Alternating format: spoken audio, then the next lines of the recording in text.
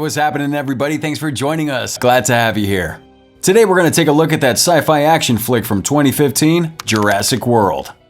Karen has two boys, Gray and Zach, who are on their way to catch a flight to a very unique island. Gray's a middle schooler who's overly jumpy and excited over these dinosaurs, and Zach is a high school senior whose main point of interest seems to be girls, obviously. And when the mom leaves him at the airport, she tells Zach to take proper care of his younger brother. But he's all distracted and a little too cool for this. And remember, if something chases you, they're on their way to the island Isla Nublar. It occupies a theme park with unseen and extraordinary attractions. Dinosaurs. A lot of them. Because this is Jurassic World, and it's bigger than ever. They're on a ship to take them across the water to the prime location. Gray's over here talking about all his interesting facts with dinosaurs, whereas Zach, although it's barely been a few hours since he left his girlfriend, is busy eyeing on potential new ones. They're looking forward to Karen's sister Claire to pick them up when they land, but instead they're met with an unfamiliar face. A lady holds out a placard in hand with their names written on it. Nonetheless, an excited Gray and depressed Zach make their way into that fancy hotel room. come on! Courtesy of their aunt's employee benefits. Ah, that iconic music plays on, almost getting a tear out of my eye. Claire works at Jurassic World. It's not really hard to tell with her perfect symmetrical hair and all-white outfit. She looks like she's channeling her inner John Hammond. You know, kind of let everyone know who's the boss around here. Claire enlightens a few new shareholders about their new science project, and I'm wondering where they're getting the money for this place. Their latest asset is a new dinosaur, although it seems like there are plenty of them around. This one is bigger and better than all the others. It's a genetically modified hybrid and is about 50 feet tall, which has characteristics of a lot of different species put together to be able to survive the worst. Take all that and you have a recipe for disaster and destruction. When will she be ready? Zach and Gray are making their way to explore the place. Don't be mistaken, it's no 90s theme park for nerds. This one features fancy hologram museums, a fossil cleaning area, a ride your dino for the little ones, outdoor dinosaur safaris, and it just keeps getting better. They took those deadly extinct animals and made some fun leisure activities for kids. Gray knows his dinosaurs well, and he's more than fascinated by all he's seen in the museum. After convincing the shareholders now, Claire finally makes some time to visit her nephews. You know, and she's not the best of aunts, I wouldn't even say a decent aunt, because she's hardly remembering what Zach looks like now, and he reminds her that it's been 7 years since she last saw him. Good job, Claire. You'd assume that a 7-year gap would make Claire want to spend more time with her nephews, but nah, she leaves him with Zara, her assistant, who's gonna play nanny for the rest of the trip. Have fun and take very good care of them, okay? Claire walks into the control room overlooking the entire Jurassic World. Guys, this is where the magic happens. Lowry, who's an OG Jurassic Park fan, seems to be the only guy in there who finds these crazy dinosaur projects unnatural and, well, crazy. He's got the whole thing going, from a Jurassic Park Merc t-shirt off of eBay to all the kinds of dinosaur figurines laid on his desk. Claire, on the other hand, finds his t-shirt rather obnoxious. Ah, fake fan. And to add some diversity around the bunch, we have Mr. Masrani. He's a little less uptight than Claire for sure. After John Hammond, it was him that took over and was the real deal behind Jurassic World. His poor flying skills may make you think otherwise. Breathe. Claire introduces him to their newest dinosaur, the Indominus Rex. Dear God, who thought of that name? But who am I to judge Claire's tastes? You see, this dinosaur is sharper and stronger than the rest. She's big, wide, and scary, reminding me of a lot of politicians. Mr. Masrani looks at the size of that thing and he's a little skeptical of the paddock security.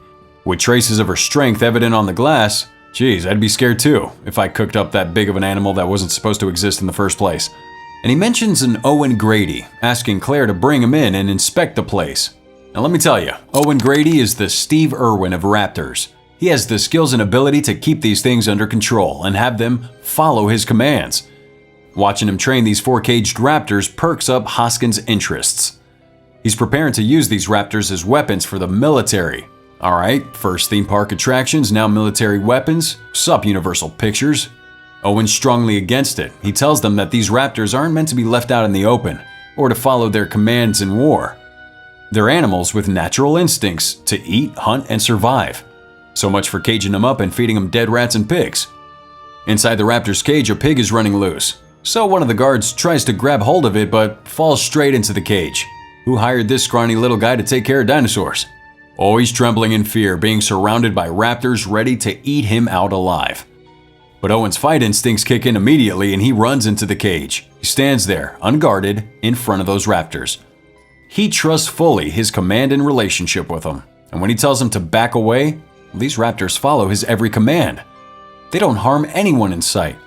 Just as Owen gets him to slightly back away, he tells the others to start closing the gate, and he makes a run for it and escapes. Whoo, close call. I was definitely holding my breath there. Don't ever turn your back to the cage. Now Zara, the nanny, isn't doing the best job with taking care of these two boys. A few minutes into the tour, and Zach notices her being distracted on the phone, so quickly runs away with Gray. They both decide to do things as per their itinerary, exploring the place on their own. They see the Mosasaurus, an underwater dinosaur, which jumps and eats anything thrown at it. Who's in charge of coming up with these dinosaur modifications? Now Claire visits Owen, upon Masrani's request, and asks him to come and inspect the new dinosaur. However, there's an obvious tension between them, and we soon find out why. It's because of their bad first date experience. Come on, how can you not be impressed with a dude that can control raptors with his bare hands? Well, with a bad first impression of Claire, he refuses her offer at first, but eventually gives in. Claire brings Owen over to take a look at the Indominus Rex, and saying that name out loud is painfully scary enough. Indominus Rex. They lower a piece of meat down a crane to catch the attention and bring it to better view. But to their surprise, it doesn't appear. Owen notices claw marks on the walls covering the cage. There were marks all the way up the wall, and Claire's tensing up, concluding that the dinosaur had escaped. She rushes to the control room to track its whereabouts, while Owen enters the paddock to take a better look inside. Two others accompany him. From the control room, Lowry tracks back to where the dinosaur is and they discover that it's still in the cage. Owen and the other men inside quickly make a run for their lives, but that dinosaur grabs one and swallows that man. She totally fooled you. Owen rushes out of the gate, but they're not able to close it soon enough because Indominus Rex breaks out. Owen hides underneath a car, drenches himself in petrol, and this saves him from her smelling his presence. Great, now we have the deadliest dinosaur ever created on the loose.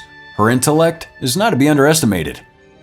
This Indominus Rex even went as far as clawing out her tracker to bait the people who came for her. And it doesn't end there. Other than that great IQ and immense strength, she can also camouflage. It can camouflage! It's like every killer's awesome quality wrapped up into one dinosaur, and it's expected not to kill. The men try to tame her down, but their Nerf taser guns aren't doing any good, and she attacks and kills them all. Back at the control room, Masrani and Claire, speechless. Meanwhile, Gray and Zach make their way into a hamster ball, called the Gyrosphere, to take a tour of the outdoor park and see some real dinosaurs out in the open. Masrani's now trying to get to the bottom of how the hell Indominus Rex was created to do all that. It's a little late for that, buddy, but at least you're trying. Henry, the science guy, laughs in amusement and explains how this was all a consequence of Masrani's actions. He wanted bigger and scarier, and you know what? That's exactly what they made. What you have done. The park warns all guests to get back to the resort at the earliest. And while Zach and Gray are out on the outdoor tour, they decide to stay out a few more minutes since they had VIP bands thanks to their Aunt Claire. Zach notices an open gate which is off the radar, and they go ahead for some more raw exploring. Kids never pay attention to anything called off limits. They come across a few herbivores in the open and stop to have a look, but all of a sudden, Indominus Rex attacks those dinosaurs. Zach and Gray are trapped in between the chaos, and Rex is spinning around their hamster ball and starts to crack it open. They manage to escape and start running for their lives. They get to the edge of a waterfall, and in order to save themselves from this monstrous creature, they jump, fortunately making it out alive. Now Claire and Owen head to rescue Zach and Gray when she's not able to reach Zach. They see all the injured dinosaurs along the way, all of them attacked but not killed. It's killing for sport. And they come across the destroyed gyrosphere, Claire growing all anxious. But Owen reassures her that they made it out alive. Zach and Gray discover the abandoned Jurassic Park, the real one with all the classic items covered in dust and dirt. Ah, those night vision goggles take me back. They find the old Jeep Wrangler and fix it to get it working and use it to escape from there. Hoskins walks into the control room and suggests bringing out the Raptors, which Owen was training to help save the day. But Masrani tells him that he'll have to personally have a look at him before going ahead with that idea. So he gets in a chopper, again 2 men by his side with gear on board, and they plan to take down Indominus Rex on their own first. They start aiming some bullets at her when she's in view, and it's not quite as successful. Eventually, it's not Masrani's flying skills that kills him, but the flying dinosaurs that break free. We have a breach in the aviary. The entire island is attacked by pterosaurs and pterodactyls. Zack and Gray manage to find their way to Zara. She starts screaming, asking them not to run, but out of nowhere, she's picked up by one of the flying dinosaurs and thrown around like a treat until she's eaten and killed. You had one job, Zara. One job. And now Owen's attacked by a pterodactyl, and he's trying to defend himself from getting eaten. Claire hits and pushes it off of him before shooting it down with a tranq. Finally, she's doing more than just running for her own life. Is that Aunt Claire? She then reunites with the boys, and they look more interested in Mr. Badass Owen than her. Hoskins and his team take over the control center and are planning to take complete advantage of Masrani's death. Hoskins takes charge of the Raptors and is about to put his plan in action. But don't fear, cause Owen's here to let Hoskins know that his plan is definitely a no-go. But Hoskins isn't gonna let that go, so Owen decides to help him out instead. Now, you know what they say, if you can't beat him, join him. He guides Hoskins' team on how to go about with this mission and capture the Indominus Rex successfully. As Gray and Zack sit out and safely wait, they finally start to bond as brothers. Aw, it only took them about 3 to 4 near-death situations, a bad nanny, and an irresponsible aunt to get there. I've seen worse. Awesome. Owen sets out with his Raptors to find this monster, and the Raptors follow the trail of her smell to find its current location. When they spot their target, the Raptors move towards it, but soon enough, they forget all about Owen and turn against him. Owen figures that Indominus Rex was created as part raptor, which explains its alpha impulses.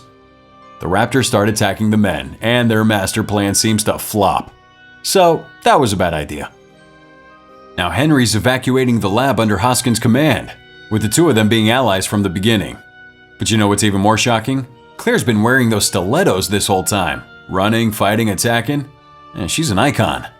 When Claire shows up to the lab with Owen and the boys, she's confused to see what it's come up to. Hoskins walks in and explains his bigger picture: to use these dinosaurs as great military weapons and fight war. But his speech is cut short when he's swiftly under attack by a raptor. Easy, boy. Easy. Owen and the others take that time to get out of there. Except on their way out, they're confronted by raptors all around them. Yo, Owen, bring back those Irwin skills right about now. But his sweet talk is all ignored when the Indominus Rex shows up, calling out to her minions. Sadly for her, the raptors decide to switch their alpha and start to attack her. They throw themselves at this Indominus Rex to fight it, but she's persistent to win. Gray and Zack manage to find a hiding spot with Claire by their side. A sudden realization occurs to Gray, and he tells Claire about how the Indominus Rex was missing some teeth, and that sparks a plan into Claire's mind. She runs out and orders Lowry to open the gates to one of the paddocks. He's reluctant to follow that order, but he finally does, and the gates open, and Claire prepares herself. She lights up a flare stick, and Rex makes an appearance. Claire runs ahead and it follows that red flare. She then throws it towards this Indominus Rex, and from there on, it's an epic fight between the strongest dinosaurs, a fight that'll make its way into the history books. In the end, there can be only one winner. Indominus Rex almost has her way to victory, but it's short-lived when the Mosasaurus saves the day.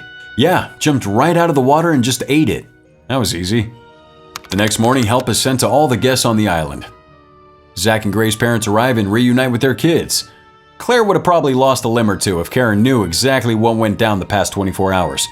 But as long as she never finds out, they live on happily ever after.